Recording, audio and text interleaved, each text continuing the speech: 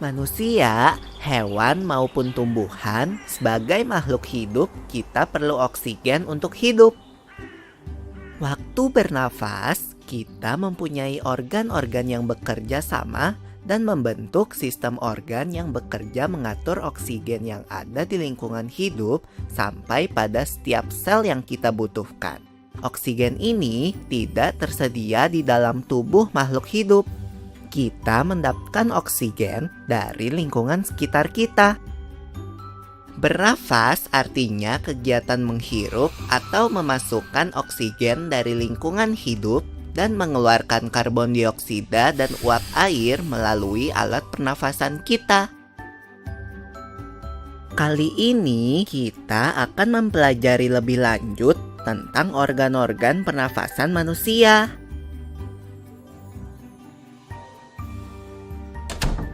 Lula, kamu tahu enggak kalau alat pernafasan kita terdiri atas hidung, pangkal tenggorok atau laring, batang tenggorok atau trakea, cabang batang tenggorok atau bronkus, dan paru-paru.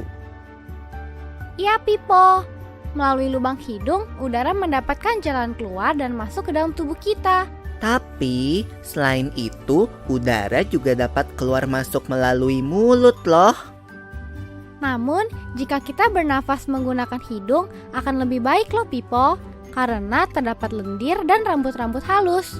Rambut-rambut halus ini berfungsi untuk menyaring udara yang mengandung debu, kotoran, dan kuman penyakit. Benar sekali, Lula. Selaput lendir berfungsi untuk mengatur suhu udara yang akan masuk ke paru-paru dan mengatur kelembapan udara agar sesuai dengan kelembapan tubuh. Hidung juga jalur yang langsung terhubung dengan alat pernafasan berikutnya, yaitu tenggorokan. Tenggorokan merupakan alat pernafasan manusia yang kedua. Pada tenggorokan terdapat laring atau pangkal tenggorok dan batang tenggorok atau trakea. Pada bagian dalam dinding batang tenggorok terdapat selaput lendir dan rambut-rambut halus yang selalu bergetar yang berfungsi menghalangi benda-benda asing yang akan masuk ke paru-paru. Pernahkah kalian tersedak? Kamu pernah enggak, Lula?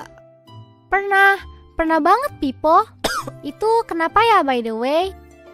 Tersedak merupakan gerak refleks untuk mengeluarkan kembali benda atau makanan yang masuk ke saluran pernafasan. Oh, aku tahu. Gerak refleks adalah gerak cepat dan otomatis yang menanggapi rangsangan dari luar organ, kan? Iya, Lula. Kemudian pangkal tenggorok yang disebut juga laring menghubungkan hidung dengan batang tenggorok atau yang biasa disebut trakea. Pada ujung trakea terdapat bronkus, yaitu percabangan yang menghubungkan trakea dengan paru-paru kiri dan kanan. Paru-paru terletaknya di dalam rongga dada, kan, Pipo? Jika kita menghirup udara, maka udara masuk ke paru-paru. Lalu kemana lagi ya? Melalui bronkus menuju cabang dari bronkus yang disebut bronkiolus dan berujung pada gelembung paru-paru yang juga disebut dengan alveolus. Pada alveolus ini kan yang terdapat pembuluh darah, di mana terjadi pertukaran gas oksigen dengan karbon dioksida.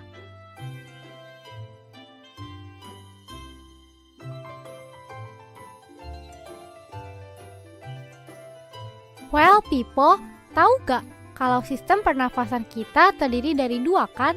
Yaitu sistem pernafasan dada yang umum kita lakukan dan juga sistem pernafasan perut.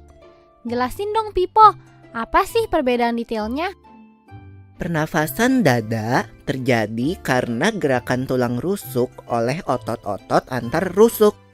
Pengambilan udara terjadi saat otot antar rusuk berkontraksi atau mengerut, sehingga tulang rusuk terangkat ke atas menyebabkan rongga dada dan paru-paru membesar. Oh begitu, berarti pengeluaran udara terjadi saat otot antar rusuk berelaksasi atau mengendur.